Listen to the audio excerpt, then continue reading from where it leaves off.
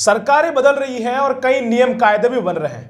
कई नियमों को लेकर सरकार संज्ञान में लाती है, पर जो सबसे बड़ी समस्या है वो यह है कि कोरोना काल के बाद से जो सबसे बड़ी समस्या मुखर सामने आ रही है वो है ट्रैफिक नियमों को लेकर।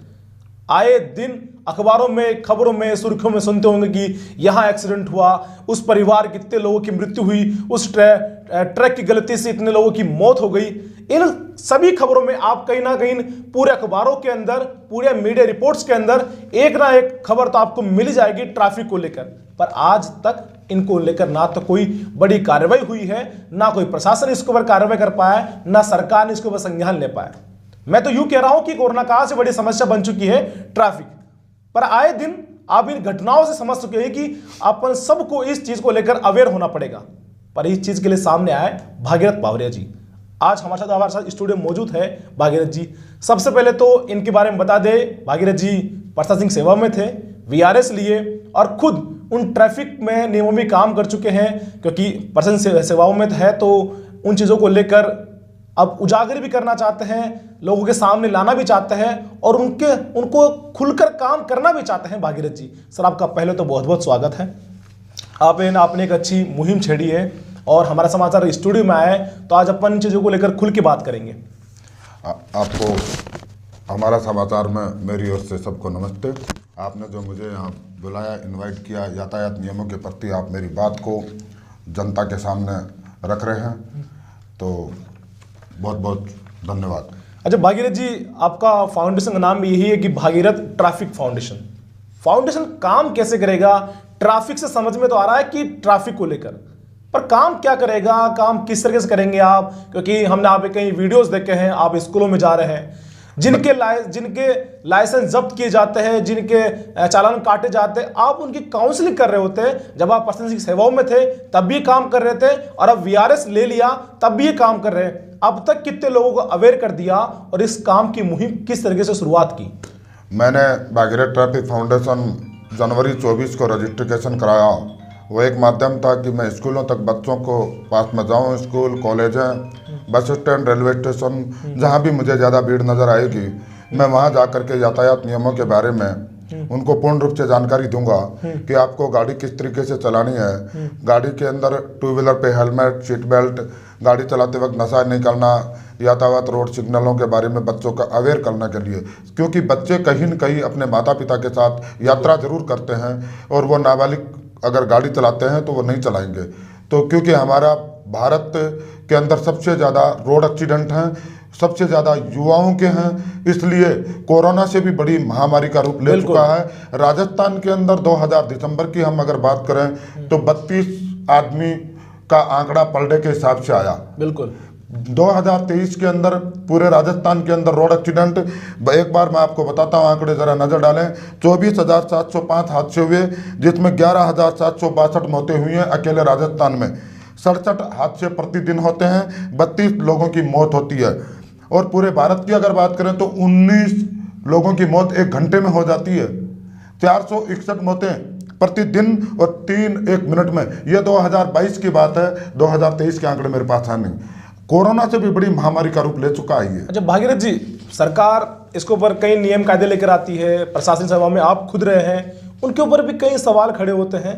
क्यों नहीं इन चीज़ों को लेकर काम कर रहे हैं? क्यों एक्सीडेंट कम क्यों नहीं हो रहे हैं? कई तरह के नियम लागू कर दिए गए, ट्रैफिक सिग्नल बात फ्री करने की बात कर रहे हैं, फिर भी ये घटनाएं कम क्यों नहीं हो रही है?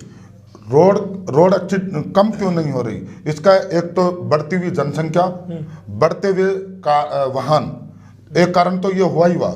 इसके साथ साथ जो संसाधन होने चाहिए, जैसे सरकार रोड एक्सीडेंट के अंदर 3 डिपार्टमेंट विशेष कर से काम करते हैं। जैसे जयपुर के अंदर जेडीए, नगर निगम, पुलिस डिपार्टमेंट। पुलिस डिपार्टमेंट अपनी कार्रवाई करे। रोड पे आज की तारीख में जेब्रा क्रॉसिंग तक नहीं है 50% चौराहों पे। रोड जो सिग्नल लगे हुए हैं वो रोड के सिग्नलों के ऊपर नेताओं के या और किसी के भी पोस्टर लगे रहते हैं लंबे टाइम तक सिग्नलों के ऊपर।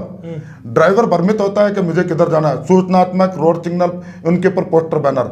और जो फुटपाथ बना हुआ है पैदल चलने वाले व्यक्तियों के लिए, उसके ऊपर सब्जी, थड़ी, ठेला, इनके जो अतिक्रमण कर रखा है पूरा, व्यापारी वर्ग अपने प्रचार प्रसार के लिए आगे बोर्ड लगा देते हैं, बैनर लगा देते हैं और या पैदल चलने वाले व्यक्तियों के रास्ता तक नहीं है, उनके मौलिक अधिकार तक छीन लिए गए हैं। अच्छा भाई, जबकि इस डिपार्टमेंटों को तीनों को मिलकर के एक संघनन अभियान छेड़ना चाहिए, रोडों को खाली करवाई जाए ताकि पैदल चलने वाले व्यक्ति आराम से अपने रोड क्रॉस करें और रोड एक्सीडेंट में कमी आए। अच्छा कल भी एक बड़ी घटना हुई, आए दिन आपने भी जिक्र किया कि पूरे एक दिन के अंदर 38 ऐसी दुर्घटनाएं हो रही है जिसमें परिवार के उन लोगों की मृत्यु हो जाती है जो उनका सब कुछ होता है। पर सरकार ऐसे नियम कायदे लाए, जिस तरीके से आप एक फाउंडेशन चला रहे हैं, एक ऐसी काउंसलिंग कराई जाए और एक ऐसे नियम कायदे बनाए जाए जो लोगों को फॉलो करना मजबूर कर दे। आप खुद इन चीज़ों को लेकर जगह जगह जा रहे हैं, अवेयरनेस कर रहे हैं, क्योंकि आपने 3 साल पहले ही VRS ले लिया और अभी फिलहाल जनवरी के अंदर ही आपने फाउंडेशन बनाया। अब तक कितने लोग अवेयर कर चुके हैं इस फाउंडेशन के माध्यम से? फाउंडेशन के माध्यम से तो फरवरी के माह में मैंने 22 स्कूलें की अब तक, जो विजिटर बुक में मेरा प्रिंसिपल का नोट है। मैं हर स्कूल में 2-2.5 घंटे पोस्टर के माध्यम से, वीडियो के माध्यम से, और अभी कम से कम 1500 बच्चों के समथिंग पहुंची है। सोशल मीडिया में मैं अपलोड करता हूं ट्रैफिक फाउंडेशन पेज के ऊपर, ज़्यादा से ज़्यादा लोग देखें और अवेयर करें। इसके प्रति जागरूक करने का है ये बात रही सरकार की। कोई भी देश का नेता अपने भाषण के अंदर यातायात नियमों का कहीं जिक्र नहीं करता, कहीं ये नहीं बोलता। अपने भाषण से पहले अगर 1 मिनट देश हित, समाज हित को सर्वोपरि रखते हुए बोल जाए। कोरोना के अंदर अपने व्यक्ति से दूर करा दिया, मास्क लगा दिया। सरकार ने 1 दिन के अंदर सबको जागरूक कर दिया, अवेयर कर दिया। तो रोड एक्सीडेंट के अंदर सरकार क्यों नहीं अवेयर कर सकती है? कर सकती है। जितने भी धर्मगुरु, कथावाचक लाखों की तादाद में उनके प्रवचन सुनने आते हैं, उस वक्त अगर यातायात नियमों के बारे में वो बोलते हैं कि मेरे भक्तजनों, आप यातायात के नियमों का पालन कीजिए। धरती पे इंसान 2 ही तरह से सुरक्षित रहता है, खान पान की दृष्टि से या सुरक्षा की दृष्टि से। सुरक्षा देश की हो, समाज की हो या घर की हो। अगर वो देश हित और समाज हित में अगर सच्चे प्रवचन देते हैं तो इस बारे में भी वो 2 लाइन बोल दें कि यातायात के नियमों का पालन करें, आप सुरक्षित रहें, ताकि नेक्स्ट प्रवचन सुनने के लिए आ सकें। अगर यातायात नियमों की बार बार गलती करी तो ये इतनी बड़ी गलती है कि नेक्स्ट गलती करने के लायक भी हम रहें या ना रहें। जब रोज 1 सेकंड में 3 रोड एक्सीडेंट से मौत हो रही है, इतनी तो कोरोना में नहीं। अच्छा भागीरथ जी, आपके सुझाव विचार क्या रहे हैं? कि मेरा तो मानना है कि जब कॉलेज में स्टूडेंट हो या फिर यूनिवर्सिटी में पढ़ने वाले, स्कूल में पढ़ने वाले, उन बच्चों को इन चीज़ों को लेकर अवेयरनेस कराना चाहिए। मैंने आपकी वीडियो के माध्यम से देखा कि आप छोटे छोटे बच्चों को अवेयरनेस कर रहे थे कि रोड सेफ्टी को लेकर, कि वो अपने माता पिता को बताए, उन ट्रैफिक नियमों का पालन करें, कैसी जान बचाई जाए। तो क्या आपके हिसाब से एक ऐसा नियम लागू कर दें कि बच्चों को कॉलेज एडमिशन लेने से पहले उन नियमों को फॉलो करना चाहिए? मैं तो ये कहता हूँ सरकार से, एक तो सबसे पहले तो लाइसेंस बनाने की प्रक्रिया विदेशी तर्ज पे हार्ड हो, दलालों के थ्रू लाइसेंस ना मिले। बिल्कुल। पहली बात, मोटर ड्राइविंग स्कूल हर तहसील या जिला हेडक्वार्टर पे हो।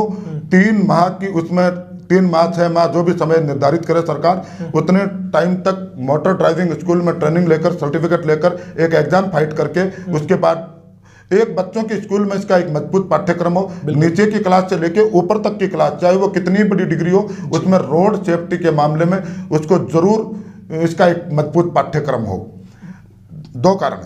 तीसरा, नेता, मीडिया, धर्मगुरु, ये अपने इस बात को प्रिंट मीडिया, सोशल मीडिया के थ्रू जनता में एक जागरूक अभियान छेड़ा जाए, ताकि कोई भी व्यक्ति, किसी की हिम्मत ना पड़े कि वो यातायात नियमों का उल्लंघन करे।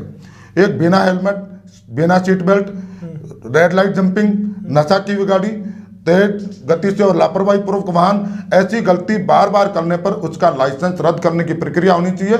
और काउंसलिंग सेंटर हर जिले या तहसील हेडक्वार्टर पे होने चाहिए, और काउंसलिंग दे करके ही उसका चालान छोड़ा जाए। और उसको बार बार चालान कटाने का आदी है, बार बार यातायात के नियम तोड़ता है, उसका रिकॉर्ड रखा जाए, डाटा रखा जाए, और उसको तुरंत उसका लाइसेंस प्रक्रिया निलंबित करने की प्रक्रिया की जाए। लाइसेंस भागीरथ जी, ये आपने बहुत अच्छी बात कही है। जब आप प्रशासनिक सेवाओं में थे तो हमने आपके कई चर्चे सुने कि जब लोगों के लाइसेंस जब्त कर लिए जाते थे तो आपने एक मुहिम चलाई थी कि जिनके लाइसेंस जब्त किए जाते हैं, जिनके चालान काटे जाते हैं, पहले वो आपकी काउंसिल में बैठते थे, फिर जाके उनको अपना लाइसेंस मिलता था।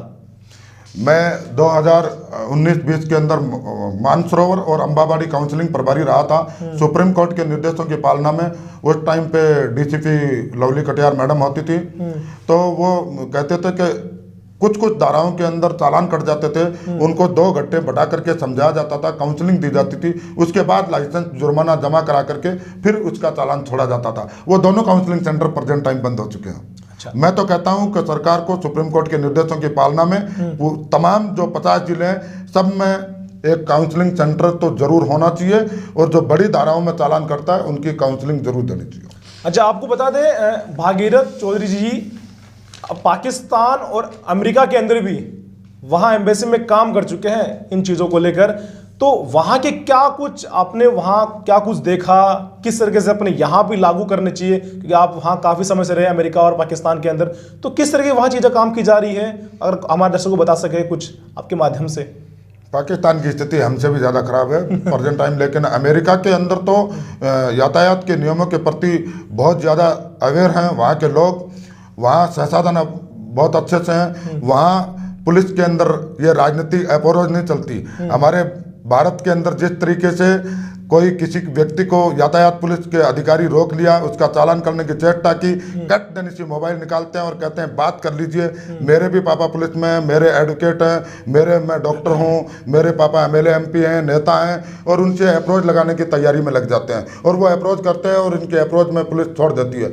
मेरा एक सुझाव है कि इसमें दखलंदाजी ना होनी चाहिए, क्योंकि उस पद और उस अधिकारी की इतनी ताकत नहीं है कि वो पुलिस वालों से तो छुड़वा सकता है, लेकिन रोड और यमराज से नहीं छुटा पाएगा। रोड और यमराज का दो ही तरह का रिजल्ट आएगा, जरा सी सावधानी हटी दुर्घटना घटने पर या तो हॉस्पिटल या ऊपर।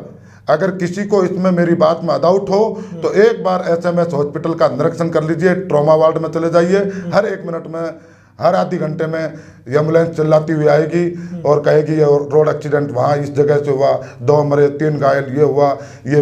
आज तो एक इस तरह की भी घटना है, बिजली विभाग एक तरफ तो कहता है कि ये लाइन हमारी पहले हो गई, 18 बच्चों में 3 बच्चे झुलस गए, 18 बच्चे झुलस गए, और एक तरफ दूसरी जगह पर एक बाइक निकल दी थी, 11,000 की हाई टेंशन लाइन टूटी और वो उनकी डेथ हो गई और बहन दूर जाकर के गिर गई।